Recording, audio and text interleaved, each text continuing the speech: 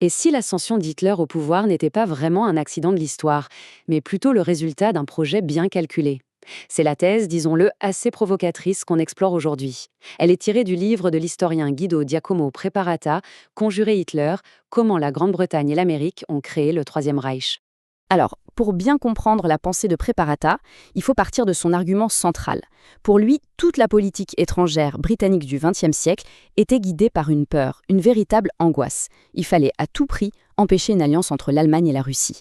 Parce que, comme le dit cette citation, une telle alliance aurait tout simplement pu signifier la fin de l'Empire britannique.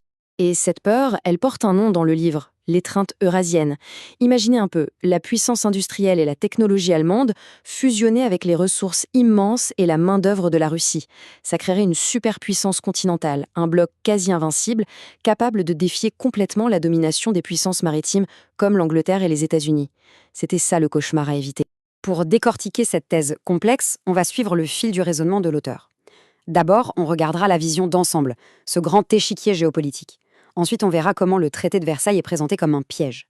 Puis, on s'intéressera au financement de la montée en puissance allemande et enfin au rôle de la politique d'apaisement, qui est vue ici comme une véritable arme stratégique. Alors, commençons par le début, le motif général.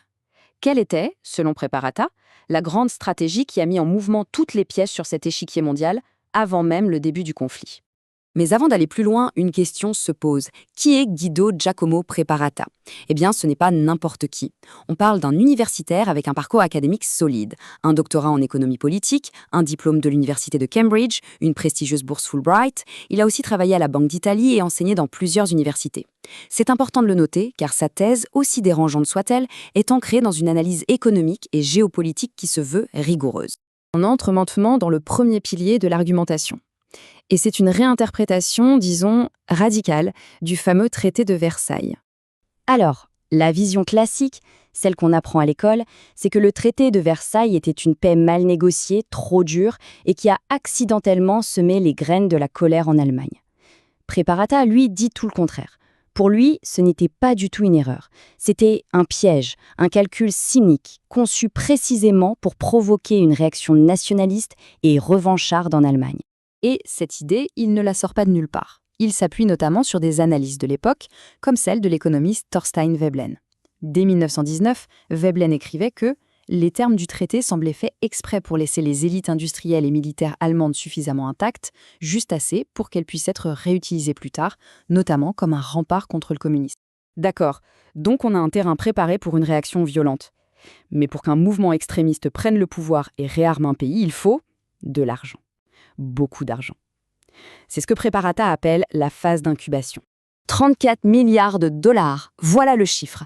C'est le montant total des réparations de guerre imposées à l'Allemagne en 1921. D'après le livre, cette somme astronomique n'avait pas pour but d'être remboursée, mais de créer un tel chaos et un tel désespoir économique que le peuple allemand serait prêt à se tourner vers n'importe quelle solution radicale. Alors, comment l'Allemagne a-t-elle pu se réarmer? L'auteur pointe du doigt le plan Dawes de 1924, qui est décrit comme un circuit financier génial. En gros, voilà le cycle. Les États-Unis prêtent massivement à l'Allemagne utilise cet argent pour reconstruire son industrie et pour payer les réparations à la France et à l'Angleterre. Et que font la France et l'Angleterre avec cet argent? Elles remboursent leurs propres dettes de guerre aux États-Unis. La boucle est bouclée. Au final, c'est bien le capital américain qui a, de fait, financé le réarmement de l'industrie allemande. Et ce n'était pas juste un flux d'argent abstrait. Le livre détaille des liens très concrets, des collaborations technologiques entre des géants américains comme Standard Oil, General Electric ou même Ford, et les grandes entreprises allemandes qui allaient devenir le cœur de l'arsenal du Troisième Reich. On parle de transfert de technologie pour le carburant synthétique, pour du matériel militaire. C'était un véritable pipeline financier et technologique. Bon, on a maintenant une Allemagne revancharde, réarmée et financée. Il manque la dernière pièce du puzzle, selon Preparata. Il faut diriger cette nouvelle puissance militaire là où on le souhaite. Et pour ça, l'outil utilisé n'aurait pas été la faiblesse, mais une politique délibérée, l'apaisement.